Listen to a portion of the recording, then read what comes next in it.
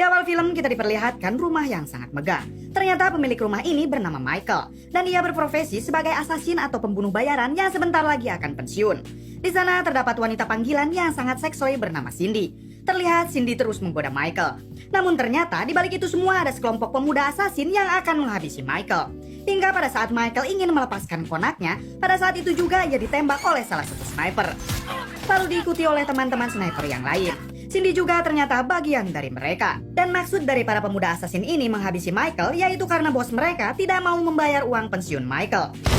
You got old, Michael. Not that old after all.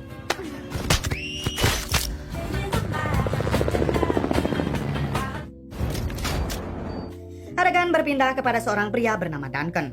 Ia dijuluki sebagai Kaisar Hitam karena rekornya sebagai asasin atau pembunuh bayaran yang tak pernah gagal dalam misi. Terlihat ia sedang bersama dokter yang sedang memeriksa tubuhnya. Dari hasil analisanya, dokter itu mengatakan kalau Duncan pernah mengalami paru-paru tertusuk, limpa hilang, dan meniskusnya patah. Bahkan saat dokter meronsen tubuhnya, di sana terdapat sebuah logam yang sudah lama tertanam. Namun Duncan sendiri enggan mengeluarkan logam tersebut. Oke. Setelah itu, Duncan pergi menemui orang yang selama ini mengurus semua aset-asetnya. Di sana, si kakek itu mengatakan kalau Duncan akan pensiun dalam waktu 14 hari, yaitu tepat pada usianya yang ke-50.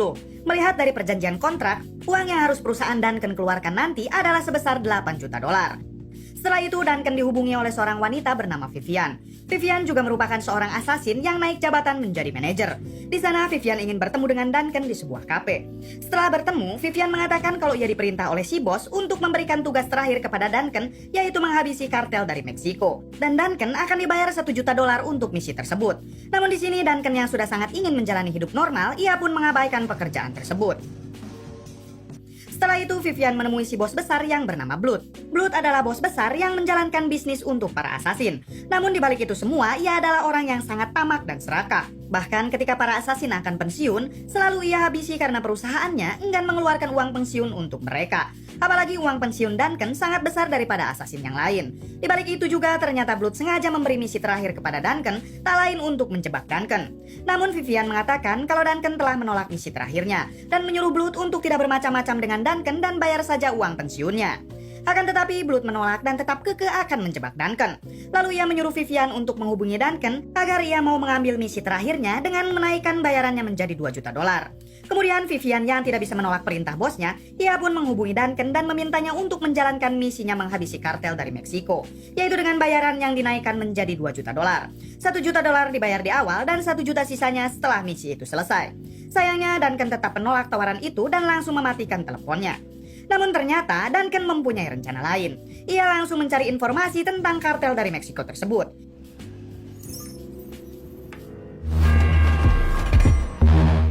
Kemudian esok malamnya Duncan menyamar menjadi seorang cleaning service. Lalu ia masuk ke dalam hotel yang pada saat itu kartel tersebut sedang ada di sana. Duncan memancing kartel itu keluar dengan membuat suara bising. Saat kartel itu keluar, Duncan langsung melumpuhkannya dengan memaku tangan kartel tersebut. Lalu ia menghabisi semua anak buahnya. Saat ia masuk ke dalam, Duncan melihat identitas jati dirinya di sana. Lalu Duncan kembali dan bertanya siapa dalang dari semua jebakan ini. Orang tersebut enggan mengatakannya hingga Duncan langsung menghabisinya.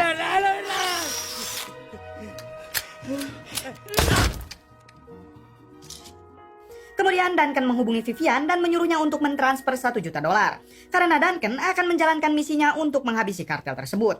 Pada saat itu Vivian yang sedang berpesta, ia kaget sekaligus senang karena Duncan akhirnya masuk ke dalam perangkap. Tak pikir panjang, Vivian langsung mentransfer uangnya. Namun setelah uang itu masuk ke rekening Duncan, ia langsung mengirim foto kartel itu yang barusan ia habisi. Sembari mengatakan kalau misinya sudah selesai. Dan Duncan meminta 1 juta dolar sisanya. Duncan mengancam apabila Vivian tidak mentransfer dalam waktu 24 jam, Duncan akan memburunya. Setelah itu Vivian kembali mendatangi Blood. Ia sangat marah kepada Blood karena Blood terus ingin menghabisi Duncan padahal Blood sendiri tahu kiprah Duncan seperti apa. Ia adalah sang kaisar hitam yaitu asasin paling tangguh yang tak pernah meleset. Vivian mencoba mengingatkan lagi Blood untuk tidak bermain-main dengan Duncan dan bayar saja uang pensiunnya. Namun Blood yang memang sangat tamak, ia tetap akan berusaha menghabisi Duncan dengan mengirim para asasin muda andalannya, yaitu kelompok pemuda yang dulu ditugaskan untuk menghabisi asasin Michael yang kita lihat di awal film. Di balik itu, Duncan pergi ke salah satu rumahnya yang berada di sebuah tempat terpencil untuk menenangkan pikirannya, sambil menunggu masa pensiunnya tiba yang tinggal beberapa hari lagi. Saat sampai ke sana, ternyata tepat di samping rumah Duncan, kini terdapat juga sebuah rumah kayu yang ditinggali oleh seorang wanita yang sepertinya baru saja pindah ke tempat tersebut. Wanita itu tinggal di sana seorang diri. Hal itu terlihat dari wanita tersebut yang sedang kesusahan membelah kayu untuk membuat api di dalam rumahnya.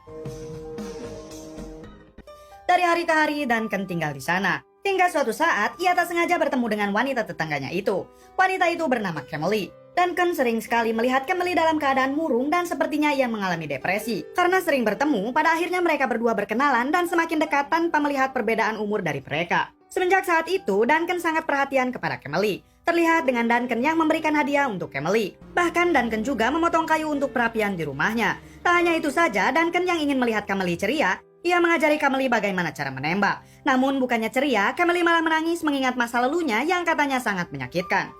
It's okay. Okay, we'll get you something else.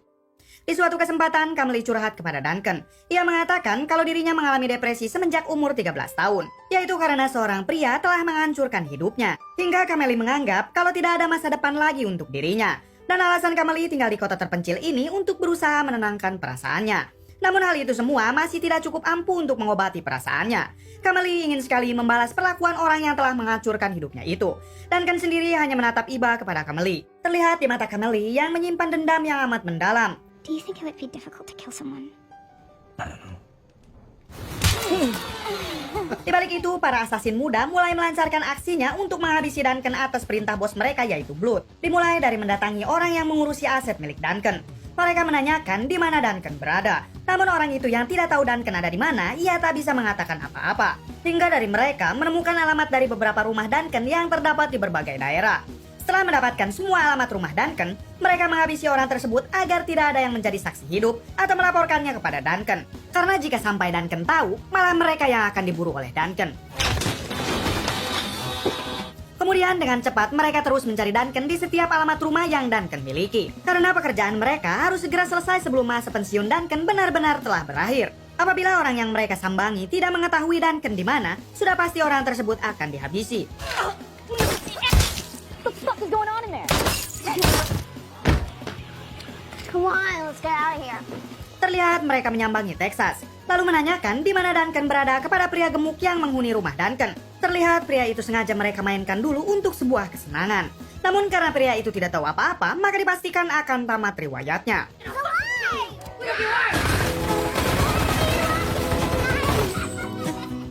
Para asasin muda terus berusaha mencari keberadaan Duncan dengan melihat berkas-berkas yang dulu pernah mereka ambil. Hingga mereka menemukan sebuah transferan yang dilakukan Duncan setiap bulannya kepada badan amal. Dan terakhir kali Duncan mentransfer uang tersebut di daerah Montana. Singkat cerita, mereka sudah berada di Montana di mana kita tahu Duncan tinggal di kota tersebut. Lalu tak lama kemudian, mereka berhasil menemukan Duncan dan akan memulai aksinya.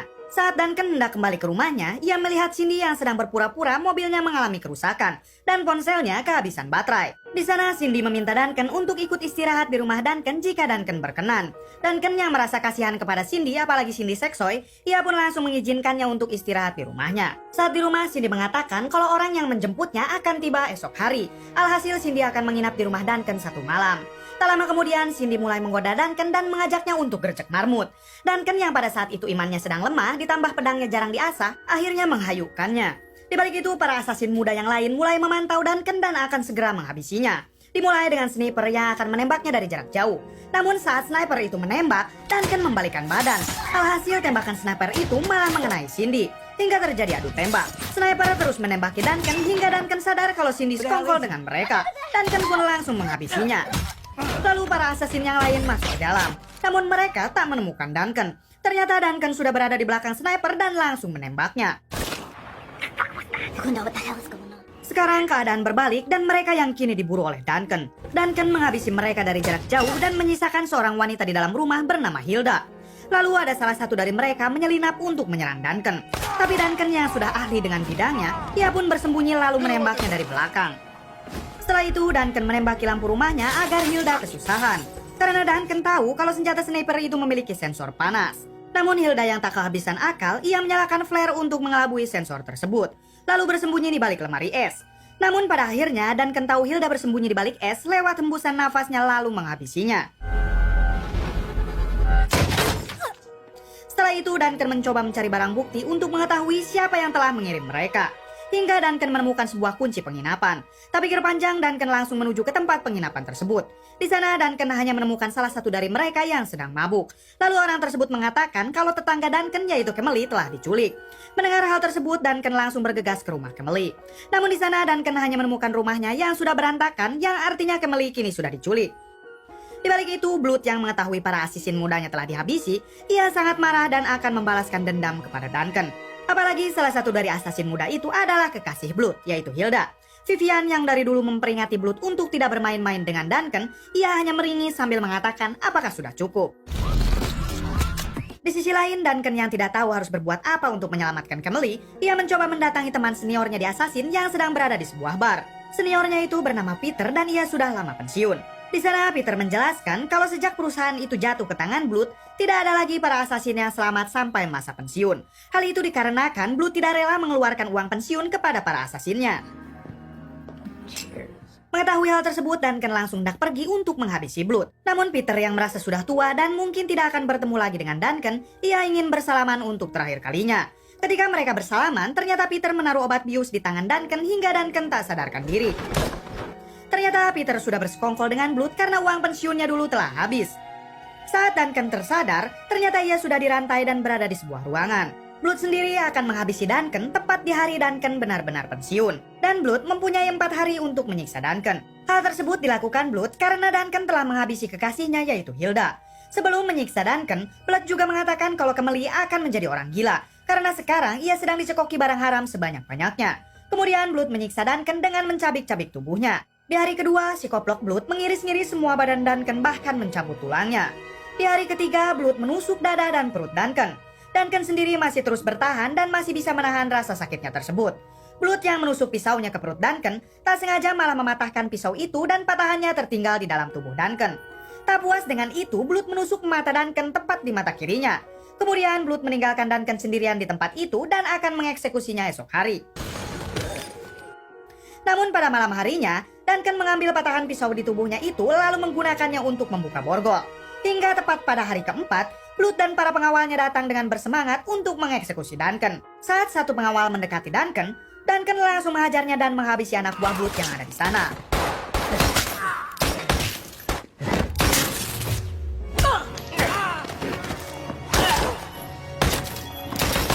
Blood sendiri ketakutan dan lari terbirit-birit mengetahui Duncan sedang mengamuk. Duncan terus melawan anak buah Blood yang terus berdatangan. Bahkan ketika Duncan akan keluar dari tempat tersebut, di lorong ia harus melawan banyak anak buah Blood.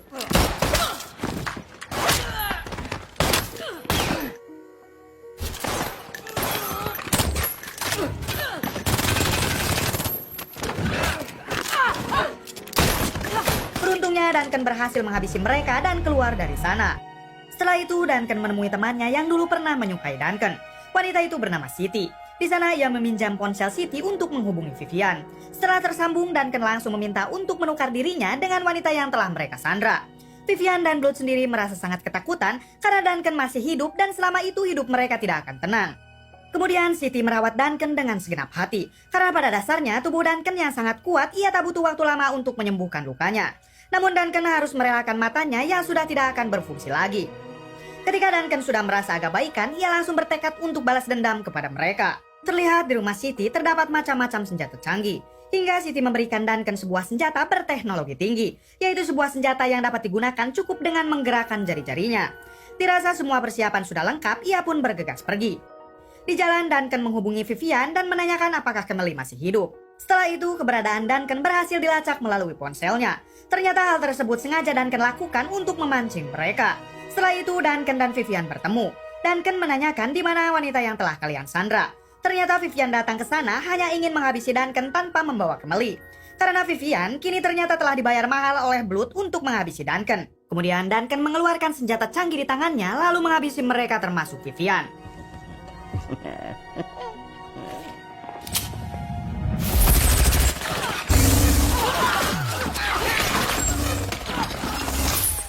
Blood yang melihat itu dari kamera pengawas, ia sangat tercengang sekaligus sangat ketakutan. Lalu ia menyuruh semua anak buahnya yang tersisa untuk tetap waspada. Di sisi lain, Duncan langsung bergegas pergi ke markas Blood. Saat Duncan hendak masuk ke markas Blood, anak buahnya yang tersisa memilih untuk kabur karena mereka tahu orang yang akan mereka lawan adalah assassin terbaik. Hingga Duncan berhadapan dengan Blood. Tanpa banyak bacot, Duncan memotong semua badannya termasuk kepalanya. Setelah itu, Duncan berhasil menemukan Kemeli lalu membawanya pulang. Di rumah, Duncan terus merawat Kemeli berhari-hari sambil menunggunya sadar. Hingga suatu ketika, saat Duncan mengecek kamar Kemeli, ia tak menemukannya dan hanya menemukan selembaran berita, yaitu tentang seorang gadis yang selamat dari sebuah pembantaian. Lalu dari belakang, Kemeli menodongkan senjatanya kepada Duncan. Akhirnya, Duncan menyadari kalau Kemeli adalah anak kecil yang keluarganya dulu Duncan bantai. Kemeli mengatakan kalau orang yang telah menghancurkan hidupnya adalah Duncan. Duncan yang mengetahui Kemeli menyimpan dendam terhadapnya selama hampir 20 tahun, ia hanya bisa pasrah dan menyuruh Kemeli untuk menghabisinya agar dendamnya selama ini bisa terbalaskan. Kemudian Kemeli pun langsung menembakkan pistol tersebut. Ternyata Kemeli tidak menembakkan pistolnya ke arah Duncan. Karena sekarang Kemeli tahu kalau Duncan hanyalah suruhan seseorang. Lalu Kemeli berniat menjadi assassin dan meminta Duncan untuk mengajarinya. Karena sekarang Kemeli ingin menghabisi orang yang telah menyuruh Duncan untuk menghabisi keluarganya. Duncan pun mengiyakan permintaan dari Kemeli. Tamat.